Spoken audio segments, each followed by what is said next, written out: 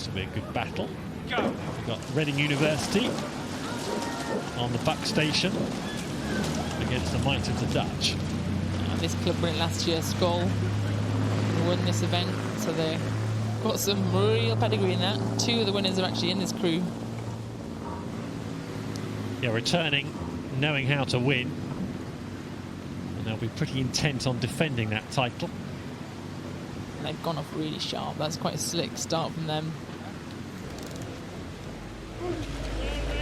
So the Dutch, two of the winning Skøll crew from last year, as Jess says, on the open men's quads A.A.S.R Regatta. Reading crew is sticking with them, but they're not really opening their backs whatsoever. We see this crew on this side, the Reading crew, and they look like they're still in sprint mode off the start. Yeah, punchy still. The Skøll crew on the other side look a little bit longer, look like they've got into their rhythm, into their stride. Just past Forley now, and they've stretched the lead, the Dutch. You can't blame Reading University for doing what they've done. They've got to give it a go, haven't they, at the start of the race, and put pressure on for as long as they can, try and stay in the race for as long as they can. But now the Dutch taking a grip.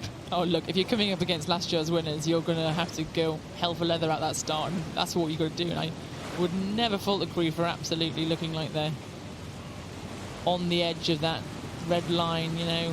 But there, nice shot of the Skøll crew there.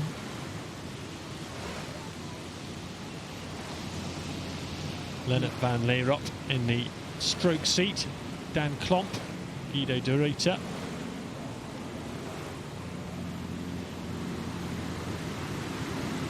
Just having a look at the Reading University boat. It's very local, if you don't know this part of the world, on the Berkshire, Buckinghamshire, Oxfordshire borders in southern UK. Then Reading University, what is it, 10 miles from where we sit right now?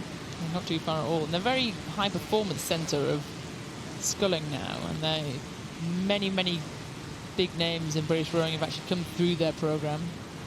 Sam Townsend, Alex Gregory, Chris Bartley's actually coaching there now, who's a lightweight Olympic medalist. When he's not cycling. When he's not breaking stupid records on his bike. Yeah. Absolutely phenomenal. Former lightweight rower, silver medalist, wasn't he, in London 2012 with the lightweight men's 4. And he's turned to cycling. He works in a cycle shop. He does rowing coaching. But his performances on a bike are just about as impressive as his rowing performance. It's phenomenal. He's outstanding on his bike, and he's just been doing crazy things recently. So he's coaching these guys, and he'll probably tell them to stay in touch with the Skøll crew for as long as possible. But they've eked out a few lengths lead now. And that's always the joy of rowing. I'm sure it's been mentioned already this week, but if not, I'll get it in now, that we get to look back on the people we're beating. There's not many sports that get to say they can do that, so you know you're up, you can put that enjoyment, that confidence to sit back and look at the crews you're beating behind you, and you know they're suffering, and you can really dictate what's happening in the race when you're sitting up in a rowing boat. Yeah, mentally it changes the game a bit, doesn't it? Being able to see your opponent floundering. So the quality of this Skøll boat is absolutely unarguable, because we mentioned a couple of return from the winning crew that won the Prince of Wales Challenge Cup in 2018, but the others, Guido de Ruyter has competed at the under-23 Worlds in the men's 8 last year, and Dan Klomp, former lightweight and under-23 silver medalist. So it's just rammed full of quality, this boat that we're looking at now in the multicoloured setup. Yeah, it really is. Nice sculling past progress boards there. And that means they've only got a few strokes left. Reading University, they've stayed in touch, haven't they? They've made sure that the